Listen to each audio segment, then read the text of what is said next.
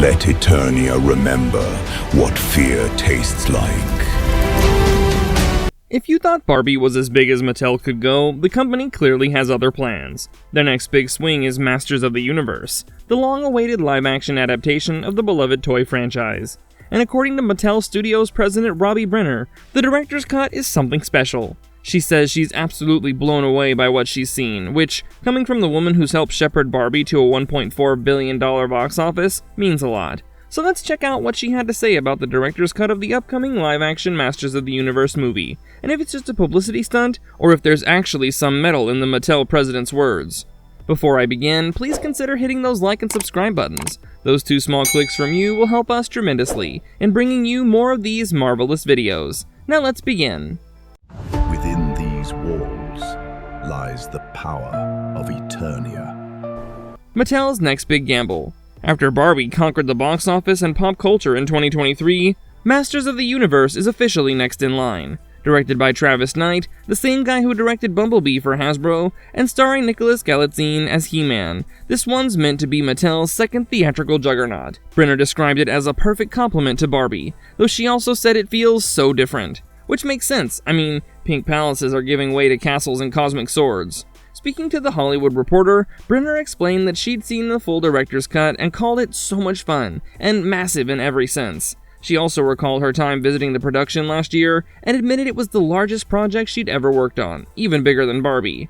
"I think we took over 2 or 3 sound stages," she said. "That's not all," she said, and I quote, "This was on 8 backlots. There were characters walking around that were 8 feet tall. There are these crazy creatures in this movie. So yeah, I think it's safe to say that Eternia isn't being done on a budget. It's gonna be grand and breathtaking, or at least that's what these executives are trying to tell us. The truth of it remains to be seen though." I always feel like I don't belong here. The cast and the world. Nicholas Galitzine leads the film as Prince Adam, who crash lands on Earth, his mother's homeworld, as a child, and spends 2 decades stranded there. As an adult, he finally finds the power sword of Grayskull and returns to Eternia, and embraces his destiny as He-Man, protector of the universe. As you can see, this is a very Superman-esque version of He-Man. Nothing like what we've seen before, but I don't think I mind the backstory. I mean, a degree of inspiration and tweaking is allowed as long as you make something better. Take The Boys and Gen V, for example. They tweaked a lot of things from the source material, that is, Garth Ennis comics, and only made it better. Anyway, Mr. Galitzine is joined by a seriously stacked cast. Camila Mendes plays Teela, Idris Elba takes on the role of Man-at-Arms, Alison Brie plays Evil Lynn, and Kristen Wiig will be voicing Roboto.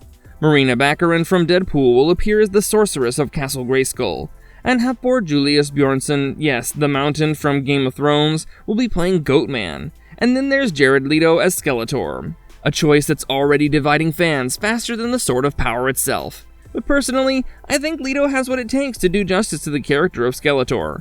Either way, with a lineup like that, the film clearly isn't holding back.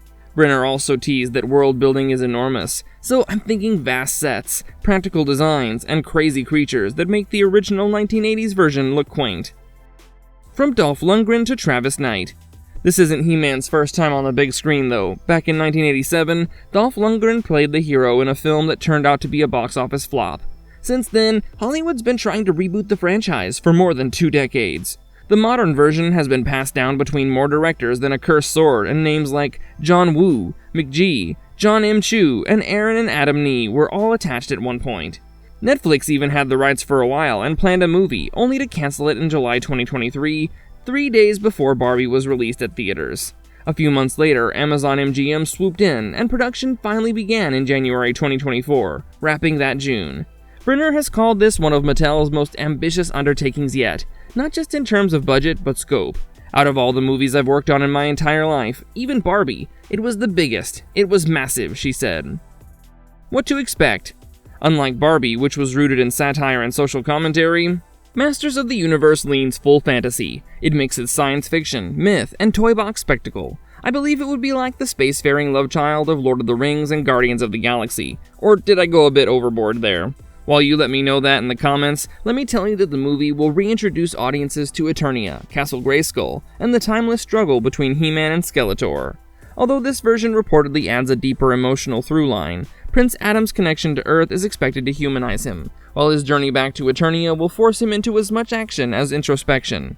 It's also clear that Travis Knight, who's known for bringing in warmth and spectacle in Bumblebee and Kubo and the Two Strings, was a deliberate choice for tone. Brynner said it was important for the film to feel distinct from Barbie, while still tapping into Mattel's growing cinematic universe. And to quote her, "People are going to be so excited. It's so much fun and feels so different." You stole a throne,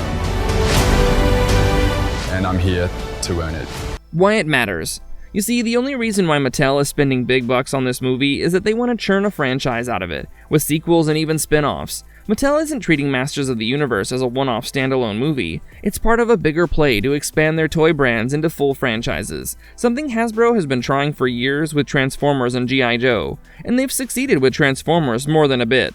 But while Barbie broke box office records with sharp writing and cultural awareness, Masters of the Universe faces a tougher battle. It's aiming for spectacle and sincerity at a time when audiences are getting selective about big-budget fantasy.